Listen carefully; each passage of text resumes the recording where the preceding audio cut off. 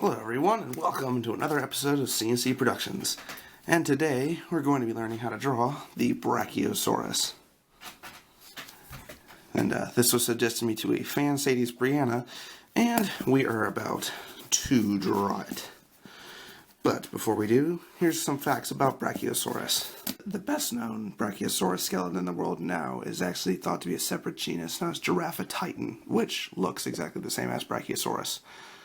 Giraffatitan, however, is an even bigger animal, and Ultrasaurus, which was found in the dry Mesa Quarry in Colorado, is now regarded as a particularly big specimen as Brachiosaurus, and you'll see that in a lot of older books, like in the 1980s, 1990s. People saying that Ultrasaurus was the biggest dinosaur that ever lived. Of course, now we know that that is Argentinosaurus. But back then, the 100-foot-long Ultrasaurus is thought to have been the biggest one. But now we know that that was just a really big Brachiosaurus. The original Brachiosaurus was discovered as two partial skeletons in the Morrison Formation near Fruita in Utah in 1900 by Elmer G. Riggs. The position of the neck, whether it is vertical or horizontal, is an ongoing debate among scientists. And the reason for this is because Brachiosaurus would have needed a huge heart, a really, really powerful heart to be able to pump blood all the way up to its head from that long neck. The popular posture is that it had an upright neck. Yeah, that's the kind of posture that you see in Jurassic Park. Half the height of Brachiosaurus is due to the neck. This, with its long front legs and tall shoulders, meant that it could reach up high into the trees to feed. Even its front feet contributed to its high reach. The fingers are long and pillar-like and arranged vertically in the hand. Despite its frame, it's actually one of the rarest sauropods from the Morrison Formation, which means that it probably was kind of a rare sight to see among the apatosaurs and Diplodocus in the area. And it belonged to a type of sauropod group known as the Macronaria, which means big noses.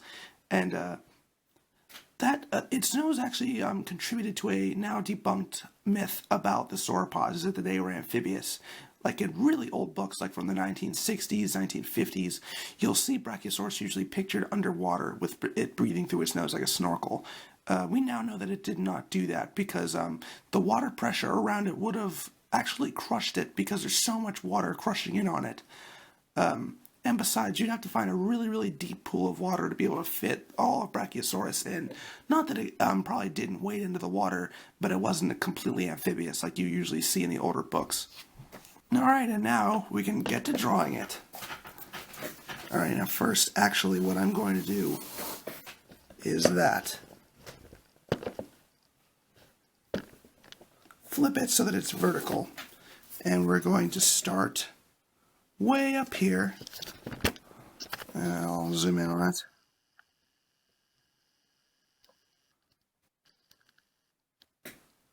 We're going to start way up here with the nose. And there you go. There's its head. Make sure you add the nostril.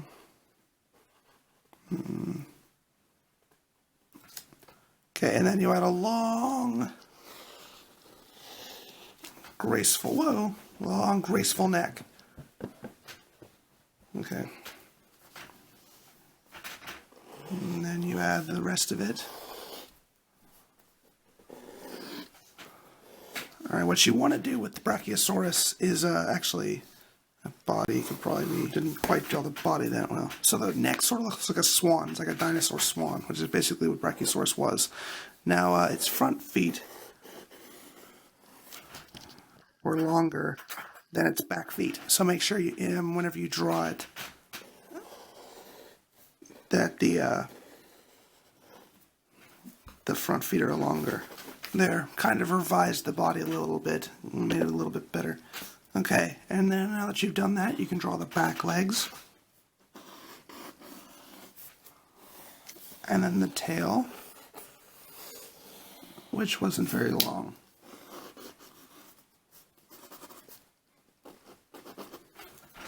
There, and I've kind of drawn the back legs so that they're sort of tilted. So that one.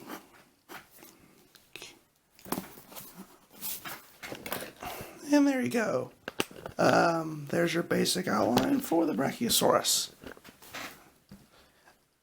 You can draw it horizontally if you want, but the vertically will make it a little bit better for you. Alright, so the first thing that you want to do is give some extra detail to the head. So you can just kind of make it a little bit more detailed. You can give Brachiosaurus some spines.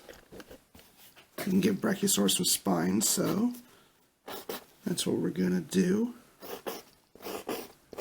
You can make them taller towards the front of the neck and sort of shrink them as you go down.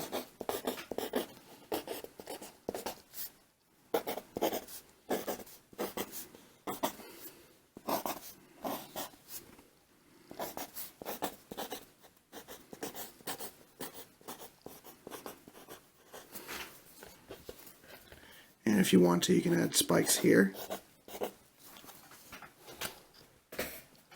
Okay, and with the neck, you can, if you want, add a slight waddle like that, if you want to.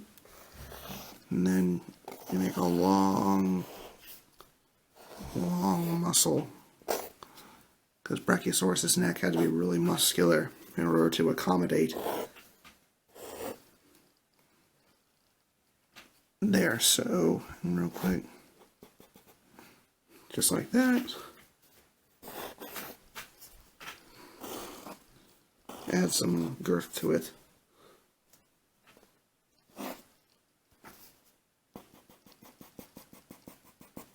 There. Alright, you're also going to want to make the spinal cord very obvious.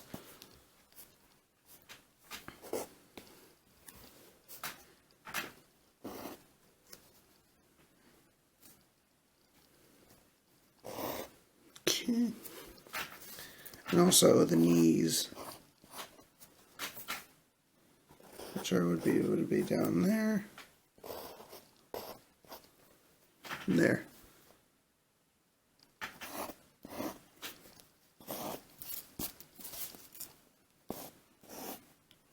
And then just add some more muscle and small skin details there.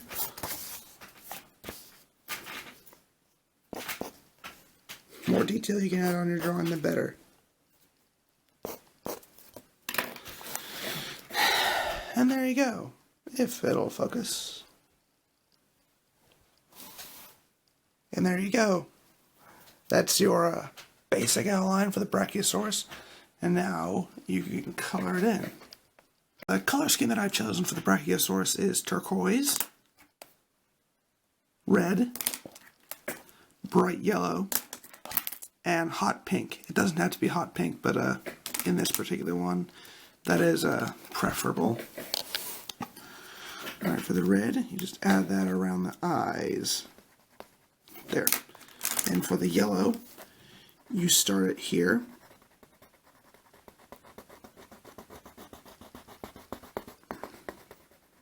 Sort of make the head yellowish.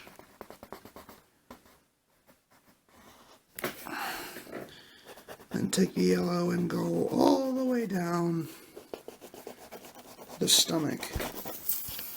Okay, and now that you've done that, then you take the hot pink and you make broad stripes.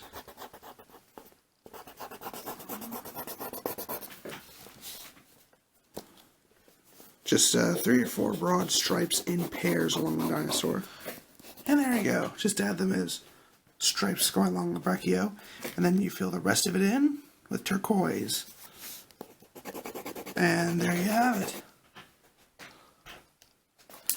You're finished.